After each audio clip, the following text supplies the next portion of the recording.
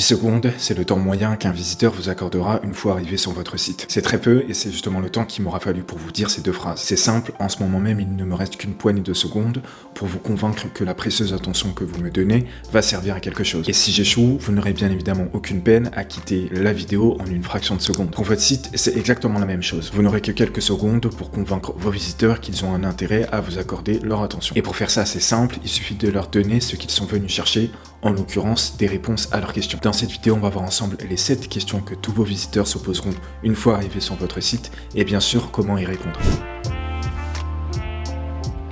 La toute première question que vos visiteurs vont se poser une fois arrivés sur votre site, c'est « Qu'est-ce que vous faites ?» Cette question a beau paraître simple, c'est en réalité la plus dure de toutes et c'est sur celle-ci qu'on va passer le plus de temps. Vous le savez très bien, faire une bonne première impression est primordial en communication et ça l'est d'autant plus sur internet. À la différence de la vraie vie où on peut se forcer à écouter quelqu'un par politesse ou courtoisie, sur internet, personne ne se forcera à consommer quelque chose qui ne l'intéresse pas. Donc si vous n'arrivez pas à titiller l'intérêt et l'attention de votre visiteur en quelques secondes, vous le perdrez très rapidement. Pour répondre à cette première question, vous pouvez le faire à travers différents éléments. Une en-tête, 2 boutons d'appel à l'action, un titre optimisé pour Google, un titre principal, un corps de texte et une image. Tous ces éléments participeront chacun à leur manière à faire comprendre à votre visiteur ce que vous faites. Pour commencer, on a l'en-tête, plus généralement appelé header, qui est une partie essentielle de votre site, qui contient généralement un logo, un menu et un bouton d'appel à l'action. D'abord, le logo, c'est un très bon moyen de faire comprendre ce que vous faites. Pas nécessairement dans le sens de représenter par une illustration ce que vous faites ou votre activité, mais plutôt dans le sens où ça va donner des indications sur votre positionnement. Selon le style de votre logo, c'est-à-dire luxueux, fun, amical, etc., votre visiteur va comprendre l'approche que vous avez de votre activité. Pour ce qui est du menu, faites en sorte de le garder le plus simple possible pour ne pas détourner l'attention du visiteur sur ce qui importe le plus sur la page. Plus vous allez donner de choix et de possibilités à votre visiteur, plus il aura du mal à prendre une décision et à passer à l'action. Pour finir avec le bouton d'appel à l'action, vous allez pouvoir faire comprendre à votre visiteur ce que vous attendez de lui. Comme par exemple, prendre contact, prendre rendez-vous, s'inscrire sur le site, acheter un produit, etc., etc. Pour ce qui est des titres, je vous conseille d'en créer 2 différents.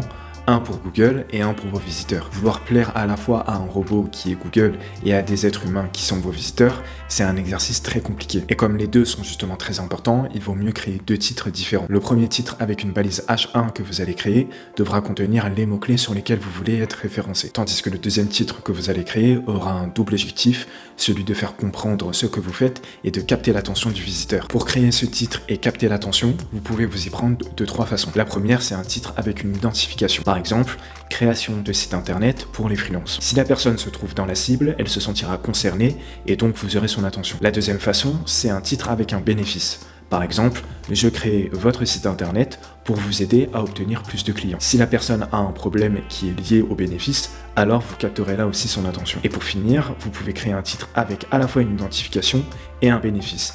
Par exemple, trouver plus de clients en freelance grâce à un site web professionnel. Ici, le visiteur se sentira doublement concerné et donc son attention sera au maximum. Vous l'avez compris, ici l'exercice c'est de faire en sorte que le visiteur se sente le plus concerné possible. Si vous arrivez à faire en sorte qu'il se dise « Ok, c'est à moi qui parle », alors dans ces cas-là, vous aurez capté son attention et vous pourrez dérouler ce que vous avez à dire. Faire comprendre ce que vous faites en un seul titre est quasiment impossible. Votre titre principal vous oblige à un exercice très compliqué qui est celui d'accepter de ne pas tout dire pour garder une clarté globale. Mais pour atténuer un peu cette frustration, vous pouvez très bien inclure un corps de texte en dessous du titre pour développer un peu plus ce que vous faites en 2-3 phrases maximum. Pour le corps de texte, restez dans la même logique que le titre, à savoir quelque chose de court et orienté pour capter l'attention du visiteur. Pour ce qui est de l'image, je vous recommande fortement, si vous faites de la prestation de service, de mettre une photo de vous à cet emplacement. Si vous ne vous montrez pas dès les premières secondes, vos visiteurs auront peut-être l'impression que vous avez quelque chose à cacher. Alors que si au contraire vous vous montrez dès le début, vous humaniserez votre site et vos visiteurs pourront mettre un visage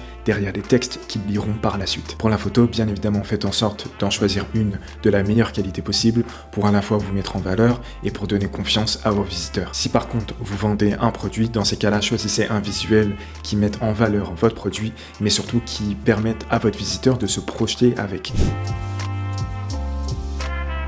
Une fois que votre visiteur comprendra ce que vous faites, il se posera la question « Pourquoi je devrais être intéressé ?» Pour répondre à cette question, vous devez vous mettre dans la peau d'un docteur qui ausculte son patient. Vous savez que votre cible a mal quelque part et votre objectif, ça va être de poser le doigt au bon endroit et de demander si c'est de là que la douleur provient. Cet exercice est essentiel parce que si vous n'arrivez pas précisément à identifier la douleur, votre visiteur ne vous verra pas comme quelqu'un capable d'y répondre. Donc reprenez les problèmes que vous avez identifiés chez votre cible et décrivez-les en quelques lignes pour que votre visiteur se sente compris.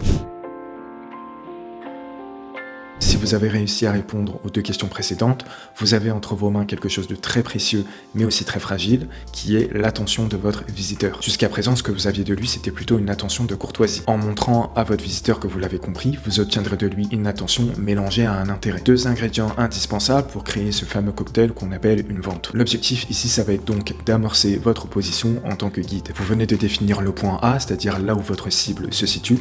Maintenant, l'exercice, ça va être de montrer le point B, là où vous pouvez emmener votre cible si elle vous accorde sa confiance. Si vous avez plusieurs services, c'est justement le moment de présenter chaque bénéfice lié à chaque service. À partir de maintenant, si vous avez bien fait votre travail, vous avez 3 choses à votre disposition: de l'attention, de l'intérêt et du désir. Ces 3 éléments sont des composants essentiels pour une vente, mais il vous en manquera encore un pour que votre visiteur passe à l'action, et c'est la confiance. Vous avez beau réussir à vous être positionné comme un guide et qui sait de quoi il parle, votre cible doit maintenant vous voir comme le guide qui est capable de l'emmener là où il a besoin d'aller. L'exercice ici, c'est de montrer à votre cible comment vous comptez le guider. Vous n'avez pas besoin de lui expliquer les moindres détails du voyage, mais seulement les plus grandes étapes. Si vous arrivez à ramener votre solution à 3 grandes étapes, c'est très bien. Au-delà, vous prenez un risque que votre cible décroche et ne comprenne pas bien ce que vous voulez lui proposer. Pour passer à l'action, votre visiteur a juste besoin de se projeter en ayant une petite idée de ce qui va se passer. D'ailleurs, une très bonne façon de permettre à votre visiteur de se projeter, c'est d'utiliser un maximum de visuels. L'idéal, c'est d'utiliser des photos de vous en position de guide, à savoir vous en train d'accompagner un client. Par exemple, si vous êtes coach, tout simplement vous en train de coacher quelqu'un. Si vous ne pouvez pas utiliser des photos de vous avec un client, utilisez simplement des photos de vous en train de travailler sur votre lieu de travail. Par exemple, si vous êtes un graphiste, vous en train de créer une illustration. Votre cible ne se basera pas seulement sur ce que vous lui dites pour lui faire confiance. Internet est rempli de personnes plus ou moins fiables qui proposeront la même chose que vous. À ce stade, rien ne sert de remettre des couches sur votre solution pour espérer convaincre votre cible. Vous le savez, quelqu'un qui insiste lourdement pour qu'on lui fasse confiance, c'est jamais un très bon signe. Donc c'est là qu'entre en jeu un concept marketing très puissant qu'on appelle la preuve sociale. La preuve sociale, c'est un principe psychologique qui dit qu'une personne ne sachant pas quoi faire ou quoi penser va avoir tendance à adopter le comportement ou le point de vue d'autres personnes. Autrement dit, l'exercice ici, c'est de faire comprendre à votre visiteur que d'autres personnes avant lui vous ont fait confiance et qu'elles ne l'ont pas regretté. La preuve sociale par excellence, c'est évidemment les témoignages. Mais avant d'en mettre sur votre site, faites attention à 3 choses. Pour commencer, ne mettez pas des témoignages trop longs. Beaucoup de personnes font l'erreur de copier-coller de longs témoignages qui au final ne seront pas lus par vos visiteurs. Prenez simplement les meilleures parties des témoignages et mettez à la fin 3 petits points pour faire comprendre que vos témoignages sont plus longs. Mieux vaut un témoignage en 1 ou 2 phrases très impactantes qu'un long pavé que personne ne lira. La deuxième chose que vous pouvez faire, c'est de mettre un lien vers l'origine du commentaire. Dans l'idéal, tous vos avis sont déposés sur votre fiche Google Maps,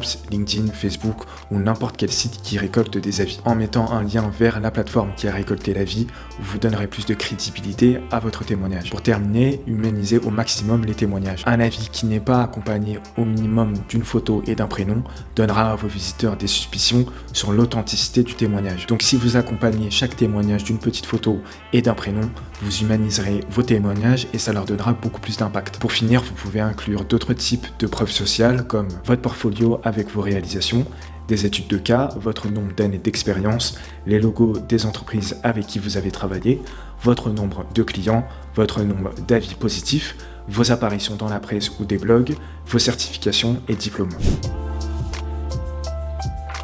Qu'est-ce qui peut bien manquer maintenant que votre cible vous voit comme un guide à qui il peut faire confiance? Qu'il se dise qu'en plus d'arriver à bon port, il va passer un bon voyage. Vous le savez sûrement, mais lorsqu'on paie un service, il n'y a jamais que le résultat qui compte. Comme dans un restaurant, il n'y a pas seulement la qualité du plat qu'on va juger, mais l'ensemble du service dans sa globalité. D'ailleurs, dans certains cas, le résultat peut même passer au second plan. Un client peut très bien faire appel à vous parce qu'il aime ce que vous dégagez ou votre personnalité. Donc l'exercice ici, ça va être de montrer qui vous êtes, mais attention, pas comme un CV avec des informations fades et factuelles, mais plutôt en partageant qui vous êtes dans le fond, parce qu'au final, c'est ce qui va impacter le plus vos visiteurs. Si vous ne partagez que des informations factuelles et que vous restez en surface, malheureusement, vous ne pourrez pas créer un lien avec vos visiteurs. Gardez à l'esprit que vos visiteurs se connecteront plus facilement à votre histoire ou à votre pourquoi, plus qu'une bio LinkedIn ou une liste de vos diplômes et expériences.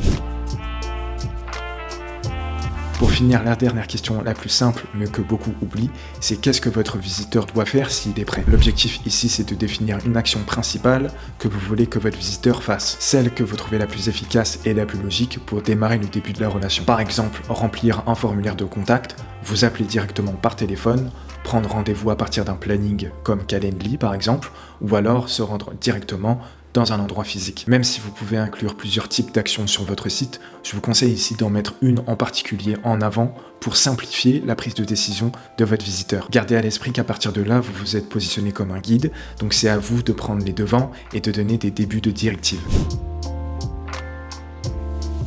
Si vous créez votre premier site, je vous conseille de répondre à toutes les questions qu'on vient de voir dans une seule et même page. Créer un site en une seule page apporte plusieurs avantages. Un flot d'informations qui s'enchaîne naturellement, pas de perte de temps inutile avec des temps de chargement entre les pages, moins de risques d'écrire des choses qui casseraient totalement l'argumentaire, jouer sur la curiosité en ne disant pas tout, ce qui va pousser à la prise de contact, et pour finir, évidemment, un gros gain de temps sur cette phase d'écriture. Le site que vous allez créer maintenant sera sûrement pas le même que celui dans 6 mois ou 1 an. Donc je vous conseille de commencer petit et de faire évoluer les choses au fur et à mesure, plutôt que de perdre du temps à créer des choses que vous allez dans quelques temps supprimer. Voilà, en répondant à ces 7 questions, vous avez maintenant une base de communication solide qui va vous permettre de capter rapidement l'attention de vos futurs visiteurs et de déclencher les premiers contacts avec vos futurs clients.